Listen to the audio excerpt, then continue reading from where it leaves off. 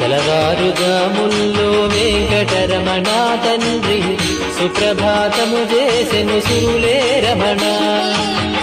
పంచామృతములతో వెంకటరమణ తండ్రి నిత్యాభిషేకములే నిత్యము రమణ.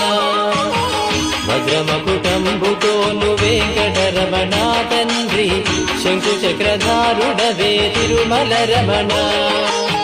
మూడు నామాలతోను వెంకటరమణ తండ్రి ముల్లోకములు ఏదడి మూర్తి విరమణ.